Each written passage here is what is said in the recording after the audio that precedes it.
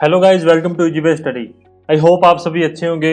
तो अपना टॉपिक चल रहा था टोरजन मरोड़ के बारे में। हमने बात करें, 2 क्लासेस इससे पहले हो चुकी हैं। तो आज का सेशन आज की क्लास अपनी लास्ट होगी। तो चलिए उसके बारे में देखते हैं, पढ़ते हैं कुछ उसके बारे में कि 2-4 बातें ही रह गई है, ज़्यादा लंबी क्लास नहीं होगी। आज की क्लास के बाद आज की क्लास पूरी होने के बाद आप इस चीज़ को पढ़ें। आपकी कोई भी क्वेरीज है आप मुझसे पूछ सकते हैं। कल अपनी एमसीक्यूज वगैरह क्लास होगी, वो अपने लास्ट में डिस्कस करेंगे।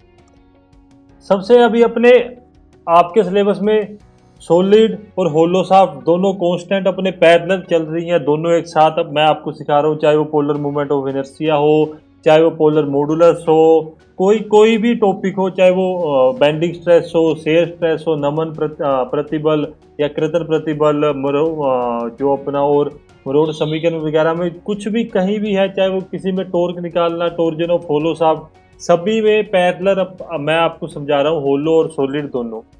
आज अपने कुछ बात करते हैं कि इसके बेनिफिट क्या है, कि मतलब क्या क्या फायदे हैं होलोसॉफ्ट के। देखिए, वही पढ़ी लिखी घिसी पिटी बातें हैं, उसके बारे में अपने डिस्कस करते हैं। मैंने नोट डाउन इसलिए नहीं किया, आपको समझा सकूं। तो आप नोट कर सकते हो, एक तो होलोसॉफ्ट में कम पदार्थ की जरूरत होती है। कम पदार्थ की जरूरत होती है। क्या होती है? कम पदार्थ की जरूरत होती है। ठीक है, मतलब मटेरियल कम लगता है, सॉलिड सॉफ्ट में ज्यादा लगता है, होलो में कम लगता है। पहली बात, इसी से अपने 2-3 बातें निकल के सामने आएंगी। अगर इसमें पदार्थ कम लगता है तो ये सस्ता पड़ता है, चीप होगा। ये क्या होगा? चीप होगा। ये बात आप समझ गए। जैसे भी जिस भी लैंग्वेज में आप लिखना चाहो आप लिख सकते हो। पहला तो पदार्थ कम लगेगा, दूसरा चीप होगा, तीसरा इसका भार, वेट, क्या होगा? वेट भी इसका कम होगा। ठीक है, ये 3 बातें आप याद रखोगे, जो बेसिकली हर एक उसमें पूछी जाती है कि आपसे डिफ्रेंशिएट कर सकता है, आपको बेनिफिट के लिए कह सकता है। ये तो होगी नॉर्मल बातें जो अपने डेली लाइफ में या अपने डेली इधर उधर आते जाते देखते हैं। अब अपने बात करते हैं कुछ टेक्निकल टर्म्स में इसकी जो फायदा देखते हैं, बेनिफिट देखते हैं होलोसॉफ्ट का। देखो,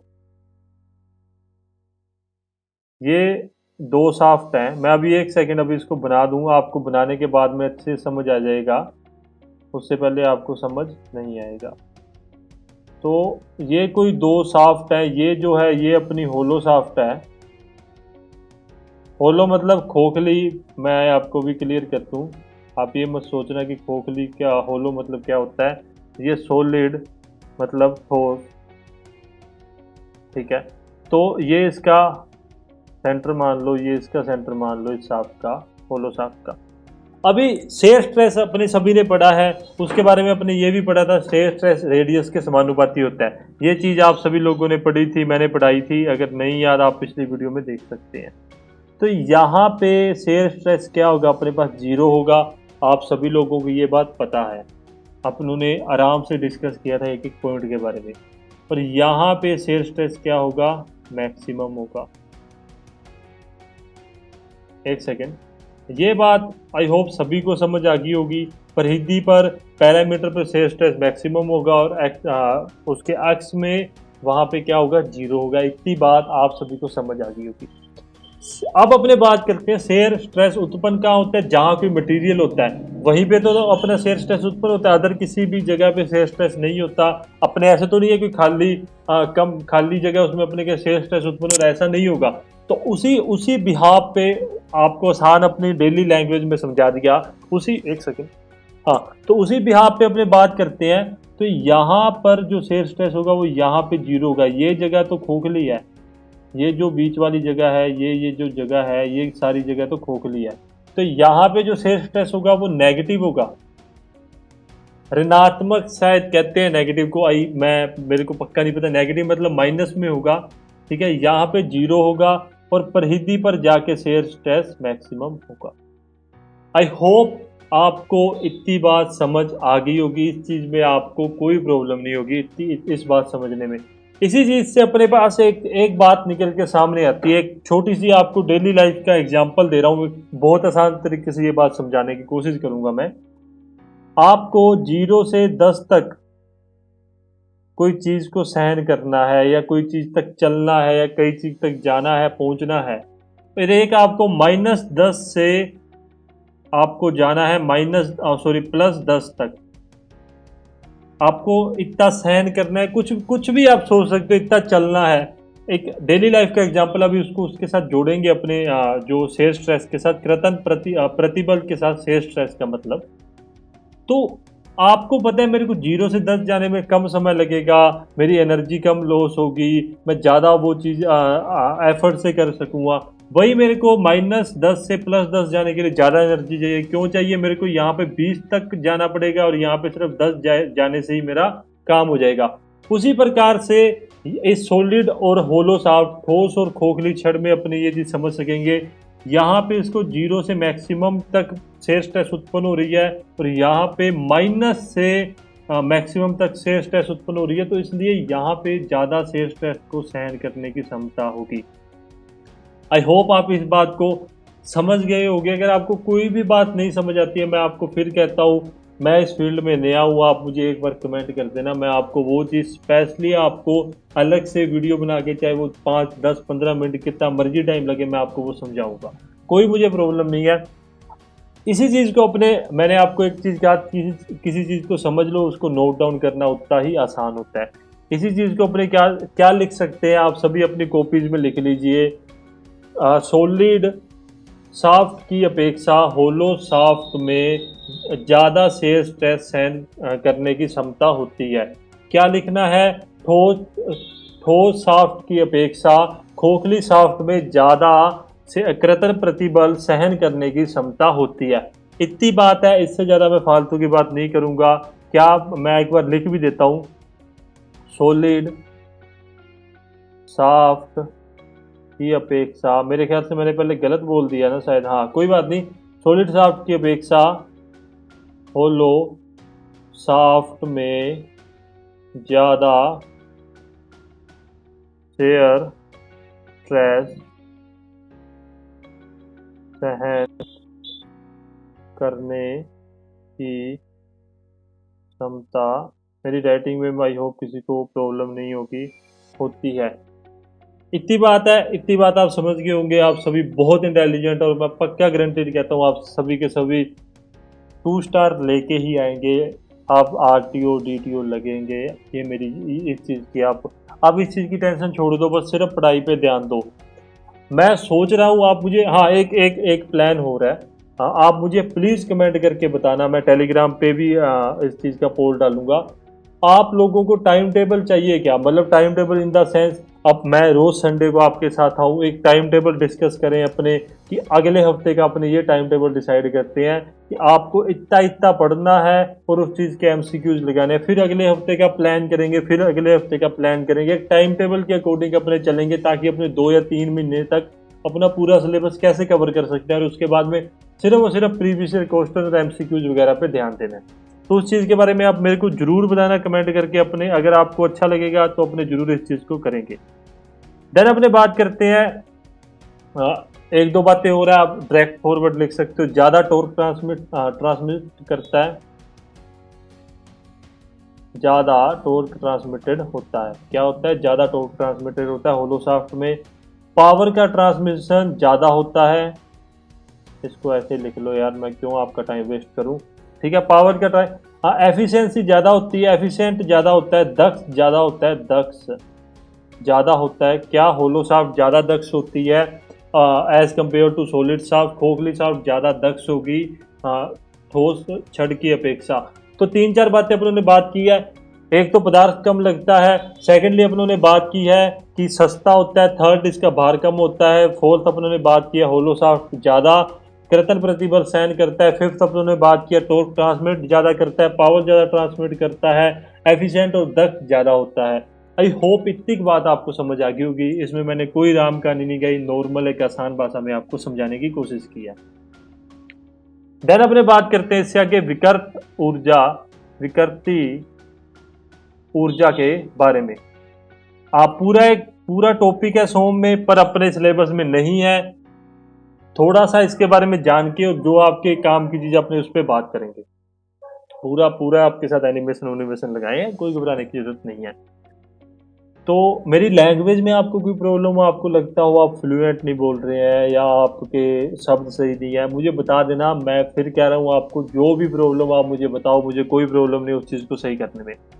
तो ये क्या कहना चाहता है, इलास्टिक लिमिट में किसी मटेरियल द्वारा स्टोर की गई एनर्जी को विकृत एनर्जी या विकृत ऊर्जा कहते हैं, विकृति ऊर्जा कहते हैं। इलास्टिक लिमिट प्रत्यास्थता सीमा, हिंदी वाले सुन लें, प्रत्यास्थता सीमा में किसी पदार्थ द्वारा स्टोर मतलब क्या कह सकते हो, अपने इकट्ठी की गई, या आप जो भी स्टोर को कहना चाहो, इकट्ठी की गई एनर्जी को अपने क्या कहते हैं, विकृति ऊर्जा कहते हैं। सपोज दैट आपने, अब मैं इन डेप्थ नहीं जाऊंगा, इस चीज का आपके काम नहीं है, मतलब आपने किसी चीज को खींचा, एक रबड़ को खींचा, ठीक है, जब तक वो अपने इलास्टिक लिमिट के अंदर है तब तक आप उसको छोड़ोगे तो वापस अपने उसी फॉर्म में आ जाएगी, उसको कहते हैं इलास्टिक लिमिट। इलास्टिक लिमिट के ऊपर प्रत्यास्थता सीमा के ऊपर जाते ही वो रबड़ टूट जाएगी, ठीक है, टूट जाएगी, या वो अपने फॉर्म में वापस नहीं आ सकेगी। जिस जिस स्थिति में वो पहले थी उस स्थिति में वापस नहीं आ सकेगी। जिस स्थिति में अपने बल लगा रहे हैं, जब अपने बल छोड़ा और वो पदार्थ वापस उसी स्थिति में आ जाए तो उस सीमा को अपने कहते हैं इलास्टिक लिमिट। आई होप आपको समझ आ गया होगा। ज़्यादा इन डेप्थ मत पढ़ो, वही बात, जो चीज़ काम की नहीं है वो मत पढ़ो, मैं हमेशा इस चीज़ के बारे में दोहराता हूँ। तो मटेरियल के द्वारा जो स्टोर की एनर्जी होती है उसको स्ट्रेन एनर्जी कहते हैं। आपको इतनी बात याद रखनी है।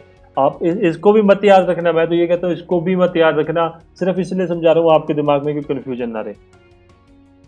देन अपने बेसिकली आगे बात करते हैं, कहाँ गया मेरा पेन, हाँ ये रहा। तो यू सॉलिड लेके चलते हैं एक जगह अपने यू होलो लेके चलते हैं। इसको मैंने थोड़ा सा इधर रख लो, इसको मैं इधर लिख लूँ, यू सॉलिड मतलब यू मतलब क्या है, यू मतलब अपने लेके चलते हैं स्ट्रेन, अरे स्ट्रेन एनर्जी के बारे में लेके चलते हैं, विकृति ऊर्जा। और यू होलो खोखली छड़ साफ्ट के लिए अपने क्या होगा उसके बारे में अपने डिस्कस करते हैं। अभी सिंपल है, सिंपली लैंग्वेज में समझा रहा हूँ। यू बड़ा लिख लेना, सोलो इसके सॉलिड, सोलो नहीं सॉलिड, पबजी वाले ध्यान रखें, सोलो नहीं सॉलिड है वो, ठीक है। मैं खेलता हूँ, मैं किसी चीज़ से छुपाता नहीं, खेलते हैं वो, पर बहुत रेयर खेलता हूँ। तो यू सॉलिड के बारे में अपने बात कर रहे थे। तो यू सॉलिड अपने पास क्या होगा, टो की स्क्वायर बटा में 4c इंटू में v। बस ये आपके काम की चीज़ है, एग्जामिनर डायरेक्ट आपसे पूछेगा, ग्रांटेड है। इस अगर स्ट्रेन एनर्जी से वो कोई क्वेश्चन उठाता है तो वो ये पूछेगा, इससे अलावा कुछ नहीं पूछेगा। तो पता है क्या होता है आप सभी को, मैं नहीं बताऊंगा, मैं फिर कह रहा हूँ मैं नहीं बताऊंगा, नहीं पता तो आप प्लीज़ अपनी स्टडी पे ध्यान दीजिए। आपको जो पढ़ाया जा रहा है आप वो पढ़ नहीं रहे हो सही तरीके से। चलो बता देता हूँ, तो क्या होता है, तो होता है अपने पास शेयर स्ट्रेस। सी क्या है, मॉडुलस ऑफ रिजिडिटी, कृतन मापांक, कृतन मापांक है। मॉडुलस ऑफ रिजिडिटी है, मॉडुलस ऑफ रिजिडिटी, और यहाँ पे कृतन प्रतिबल है। और V से ध्यान रखना, जहां आपने जाके कंफ्यूज होते हैं, V फॉर वॉल्यूम है, वेलोसिटी नहीं है, वेग नहीं है, आयतन है। ये क्या है अपने पास, आयतन। आई होप इतनी बात आपको समझ आ गई होगी। ये फॉर्मूला है, इस चीज़ को आपने याद रखना है। मैं फालतू की बात आपसे नहीं करूँगा, इस चीज़ को आपने समझ लिया होगा किसका क्या मतलब है, ठीक है। आयतन का ज़्यादातर आप ध्यान रखना, इतना फॉर्मूला है, इसको याद रख लिया, धन है, बहुत है आपके लिए। यही बात अपने करते हैं होलो के लिए। तो टो स्क्वेयर अपॉन में 4c इंटू में v इंटू में d की स्क्वेयर प्लस स्मॉल d की स्क्वेयर बटा में d, ये है होलो के लिए। अरे यार जहाँ होलो आ जाए ना, आपने एक चीज़ तो ये बात नोट कर ली है, d की 4 माइनस d की 4 बटा में d, ये तो कन्फर्म आएगा ही आएगा। स्ट्रेन एनर्जी में कहीं ना कहीं जाके चेंजेज होते हैं, वो आप याद करोगे तो आपको याद भी हो जाएगा, आप सब याद कर सकते हो। आप इतने इंटेलिजेंट हो, मुझे पता है, आप सभी इस चीज़ को आराम से याद कर सकते हो। आसान भाषा में समझा दिया, कोई प्रॉब्लम नहीं होगी। आप एक बार फिर सुन लीजिए। यार एक ना ये पेन नहीं पता लगता कहाँ चला जाता है। तो यू सॉलिड टो की स्क्वायर बटा में 4c इंटू में v, आसानी है, रिपीटेड है, कोई प्रॉब्लम नहीं है। होलो के लिए क्या होगा, टो की पावर 2 बटा में 4c इंटू में v इंटू में d की स्क्वायर प्लस स्मॉल d की स्क्वायर बटा में d। आसान भाषा में अपनों ने बात की है। मुझे नहीं लगता कि अब आपको कोई कन्फ्यूजन होगी कहाँ से आया। मैं आपको वही बात कह रहा हूँ, फालतू की चीज़ मत पढ़ना। मैं आपको रिकमेंड भी नहीं करता कि आप कभी ढूंढने लग जाओ कहाँ से है, क्या करोगे उस चीज़ का ढूंढ के। अभी मैंने एक एग्जाम्पल दिया था, मैं फिर दूंगा वो एग्जाम्पल। मैं ये एग्जाम्पल अपने दिमाग में हमेशा रखना जब आप कंपटीशन एग्जाम की तैयारी कर रहे हो। आप अगर उस चीज़ के बारे में ये पता करने लग गए ना कि वो कैसे आया, तो यहाँ इतना इतना बड़ा आपको यार इस चीज़ का फायदा ही नहीं है ना। आपसे एग्जामिनर पूछेगा ही सिर्फ ये चीज़, आपसे क्या पूछेगा कि टॉर्क मैक्सिमम क्या होता है, आप क्या कहोगे पाई/16 तो D3। ये आपके एग्जामिनर पूछेगा, आपसे ये थोड़ी पूछेगा कहाँ से आया। मत घुसना, मैं फिर आपको चेतावनी दे रहा हूँ। मैं पढ़ा रहा हूँ, मैं उतना ही पढ़ा रहा हूँ जितना आपके काम का है। आप कभी उस चीज़ में घुस जाओ और फंस जाओ, मत घुसना।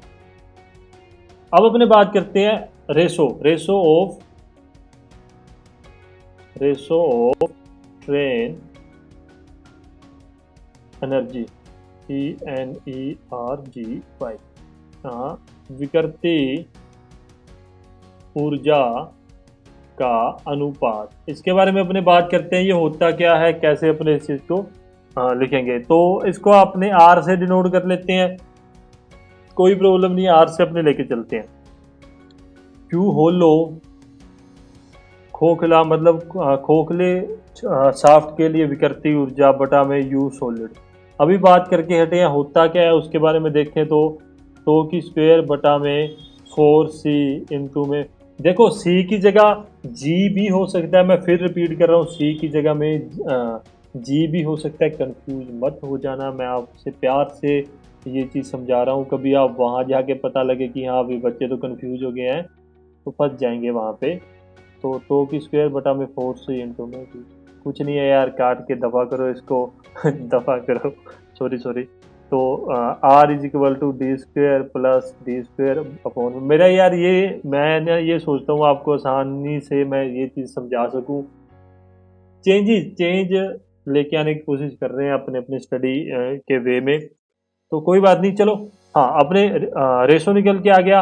एग्जामिनर पूछ सकता है what is the ratio of strain energy of hollow shaft and solid shaft, क्या बताओगे? D² plus small D² upon में कैपिटल D। आई होप आपको इतनी बात समझ आ गई होगी। मैं आपको ज़्यादा बोर नहीं कर रहा हूँ, मैं आपको ज़्यादा कंफ्यूज नहीं कर रहा हूँ। देन अपने बात कर रहे हैं पैरेलल शाफ्ट। पैरेलल को समानांतर शाफ्ट, लो भाई हिंदी में भी लिख दिया। तो पैरेलल शाफ्ट के बारे में बात करेंगे, मतलब एक दूसरे ऐसे पैरेलल जो शाफ्ट होगी उसके बारे में डिस्कस कर रहे हैं। तो इसमें बेसिकली देखो मैं आपको बता दूं, इसमें जो आपके एग्जाम पॉइंट ऑफ व्यू से क्या पूछा जाएगा, इसमें पूछा जाएगा जो एंगल ऑफ ट्विस्ट के बारे में पूछा जाएगा। एंगल ऑफ ट्विस्ट मतलब आपको एग्जामिनर कह देगा कि दो शाफ्ट पैरेलल हैं, उसमें मरोड़ कोण कितना उत्पन्न होगा या उसका फॉर्मूला क्या है, उस चीज़ के बारे में अपने डिस्कस करेंगे। उससे पहले आपको देखो अपने को एक चीज़ पता है, T/J=C∞L। ये बात किस किस को पता है वो अभी के अभी हाथ ऊपर कर लेंगे, जिसको नहीं पता वो पिछली वीडियो जाके देखो, अभी के अभी इस वीडियो को बंद कर दो, कोई मतलब नहीं है। तो T/J/C∞L,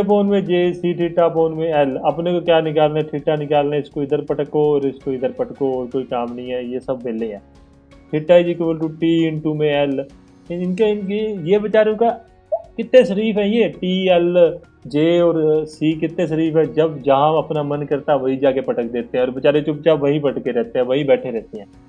तो J/C, ये चीज़ किस किस को समझ नहीं आई है तो अपनी मैथ जाके सही करो, मजाक कर रहा हूँ।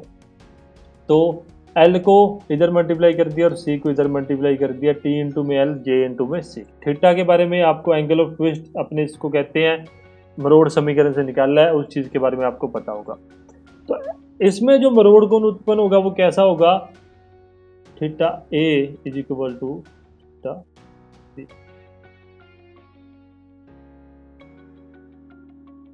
ठीक है, θA=θB, मतलब जितना मरोड़ ए शाफ्ट में उत्पन्न होगा उतना ही मरोड़ किस में होगा, बी शाफ्ट में उत्पन्न होगा। इस बात का याद रखना, इस बात को ध्यान रखना।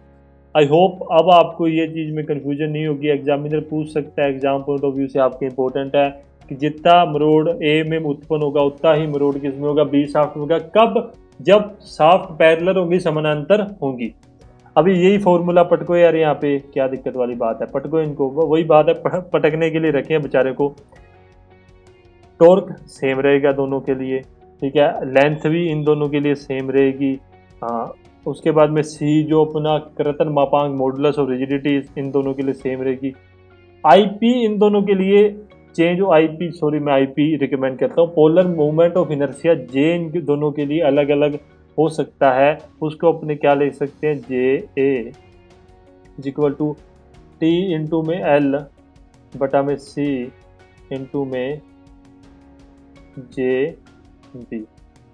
ये बात है, ये दोनों एक दूसरे से ना कट जाएंगे, इतना समझ लो, ये दोनों एक दूसरे से कट जाएंगे और अपने पास एक चीज निकल के आएगी, J A is equal to J B. अब आप यार ये मत सोचना कि कैसे कट जाएंगे, फिर बता रहा हूँ, टॉर्क दोनों में सेम लगेगा, लेंथ दोनों की सेम है, आप ए और बी में देख पा रहे होगे, और मॉडुलस और रिजिडिटी भी दोनों में सेम होगी, कोई चेंजेज नहीं होंगे। चेंज किस में होगा, आईपी में, आईपी क्या, पोलर मूवमेंट ऑफ इनर्शिया में होगा। कैसे चेंज होगा, एक का डायमीटर ज़्यादा है, एक का डायमीटर कम है, तो ऑब्वियस ही बात है जो उनका वैल्यू होगी वो भी कम या ज़्यादा होगी। आप इतनी बात आप समझ सकोगे, आप इंजीनियर हो, आपको इस चीज़ में आपको प्रॉब्लम नहीं होगी। मुझे बताना जरूर कि किस, अगर कोई वो डिप्लोमा होल्डर है, चाहे वो मतलब बीटेक होल्डर है, सभी के सभी बताएंगे कि थर्ड ईयर जब आपने पास किया है, पूरी टोटल बैग कितनी थी आपकी, पूरी टोटल मैं बता सकता हूँ मेरी कितनी थी, मुझे कोई प्रॉब्लम नहीं है। यदि आप जो मुझे कमेंट करके बताएगा आपकी बैग कितनी थी, उसके नीचे मैं अपने बारे में बताऊंगा कि मेरी इतनी बैग थी। शर्माने की क्या बात है।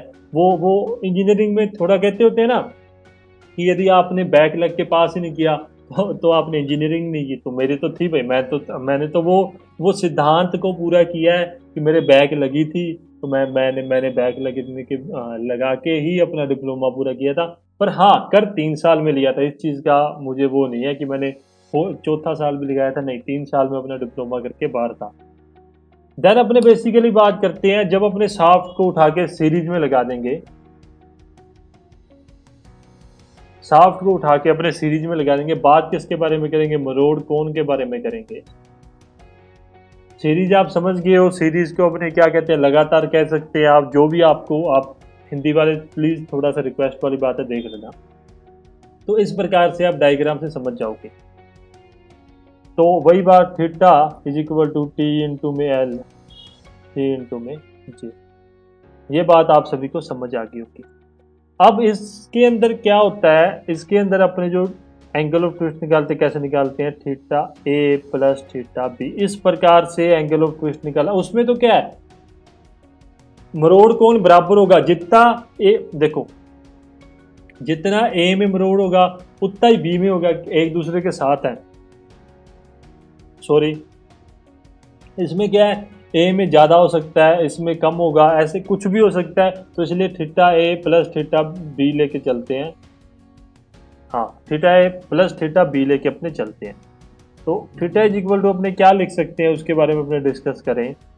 तो टी इंटू में लेंथ अलग अलग हो सकती है, सी दोनों का सेम रहेगा, जे अलग अलग हो सकता है, प्लस टी इंटू में एल बी बटा में सी इंटू में जे बी। आई होप यहाँ तक किसी को कोई भी प्रकार की प्रॉब्लम नहीं होगी। आप बहुत इंटेलिजेंट हो, आपको सब आता है, आप ये समझ लो वो सेक्रेड गेम की तरह। तो टी अपॉन में सी, टी अपॉन में सी, इसको अपने कॉमन ले लिया अपने, ये भी कॉमन है और ये भी कॉमन है। अंदर क्या बच जाएगा, L A plus J, L A कौन सा, Los Angeles, L B upon में जे बी। ये हो गया थीटा फोर सीरीज। याद रख लेना, यहाँ मैंने मार्क लगा दिया था क्या, हाँ, यहाँ भी ये चीज़ याद रखना और ये चीज़ याद रखना। एग्जाम पॉइंट ऑफ व्यू से जहाँ से रिपीटेड आपसे पूछा जाता है वो ये है, ठीक है, ये इंपॉर्टेंट है। पर मैं फिर भी आपको रिकमेंड करता हूँ, मैंने कह दिया तो उसको मान मत लेना, ठीक है, ये भी याद करके जाना। वाकई वाला हार्ड है, ऐसे देख के ये मत सोचना कि मैं पैरेलल समानांतर वाला याद कर जाता हूँ, सीरीज वाला याद नहीं करता, ऐसा कोई भी नहीं करेगा। ये आपके लिए इंपॉर्टेंट है, ये एग्जामिनर पूछ सकता है और ये आपके लिए इंपॉर्टेंट है। आई होप आपको समझ आ रहा होगा। अब मेरी बात सुनिए, अपनी यहाँ आज पूरा टोर्जन कंप्लीट हो चुका है। मुझे नहीं पता कितने टाइम की क्लास हो गई है। अगर आपको थोड़ा मोटा बैकग्राउंड नॉइज आता है ना, तो यार वो गली में से बुलेट वगैरह हमारे बहुत जाते हैं। थोड़ा मैं हनुमानगढ़ का रहने वाला हूँ, तो यहाँ बहुत बहुत यूज करते हैं बुलेट वगैरह। तो हाँ, तो अपने बात कर रहे थे। अब मेरी बात सुनिए, कल अपना एमसीक्यूज का एक क्लास आएगी। वो सिर्फ इसी कारण से आएगी कि आप लोगों को ऐसा लगता हो कि यार हम जो पढ़ रहे हैं वो हमारे लिए सफिशेंट नहीं है। मैं आर एस खुरमी को हमेशा प्रेफर करता हूँ आपके लिए।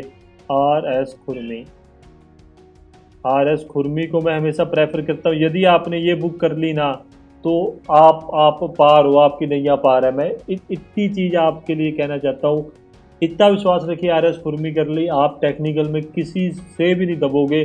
फिर भी आपको लगता है नहीं मैं गलत हूँ, आप सही हो, तो आप आर के चैन उठा के देख सकते हो। और मैं यहाँ तक कह रहा हूँ, आपका ये चैप्टर पूरा हो गया। एमसीक्यूज लगाइए। मैंने कुछ ज़्यादा लंबी आज की क्लास नहीं है। जितना टाइम आप 1 घंटा कहा था, 50 40 50 मिनट की अपनी क्लास होती है। एमसीक्यूज लगाइए। अभी बैठ जाना एमसीक्यूज करने के लिए। इसको ख़त्म होते सार जो एमसीक्यूज ना आए, टेलीग्राम पे मैसेज कर देना। टेलीग्राम ग्रुप आपको सभी को पता है, नीचे लिंक भी दे रखा है। टेलीग्राम पे मैसेज कर देना, ताकि मैं कल जब उस सेशन लगाऊँ एमसीक्यूज का, जब आपके एमसीक्यूज मैं क्लियर कर सकूँ, मैं भी डाल दूंगा टेलीग्राम के ऊपर। आपको कोई प्रॉब्लम, आपको कोई ना आए, तो आप मुझे वो रिकमेंड कर सकते हैं एमसीक्यूज के लिए। तो उस चीज़ के बारे में अपने बात हो चुकी है कि आप एमसीक्यूज लगाना, कहीं से लगाना, कोई भी बुक से लगाना। अगर आपको नहीं आते, आप मुझे कह सकते हो कि सर मैं यहाँ जाके फंस चुका हूँ, मेरे को ये एमसीक्यूज आपने पढ़ाया नहीं है। हो सकता है मैंने वो ना पढ़ाया हो। मैं वही कह रहा हूँ कि मैं भगवान नहीं हूँ। मैंने हो सकता है ना पढ़ाया हो। एक दो चीज़ें ऐसी भी होती हैं जो अपने को एमसीक्यूज के द्वारा ही पता लगती हैं। तो उस चीज़ के बारे में आई होप आप समझ सकोगे। तो आज की क्लास अपने यहीं ख़त्म करते हैं। अपना टॉपिक टोर्जन कंप्लीट हो चुका है। कल अपने बात करेंगे, कल नहीं परसों बात करेंगे स्प्रिंग के बारे में। ठीक है, स्प्रिंग के बारे में जो आपके सिलेबस में है उसके बारे में वो डिस्कस करेंगे, कैसे क्या होता है। यदि आपको वीडियोज अच्छी लगती है तो प्लीज़ लाइक करना, कमेंट करना, शेयर करना। वही घिसी पिटी बातें सब्सक्राइब कर देना। और टेलीग्राम चैनल को यार इस चीज़ को आप ज़रूर ना ज्वाइन कर लो। कोई भी इन्फॉर्मेशन होती है, आपने मेरे से कोई बात करनी है या कोई भी आपको इन्फॉर्मेशन चाहिए, मैं आपकी हर एक बात का वहाँ रिप्लाई करता हूँ। तो please easy way study official नाम से अपना चैनल है, उस चीज़ को आप फॉलो कीजिए। आई होप आपका दिन अच्छा जाए। धन्यवाद।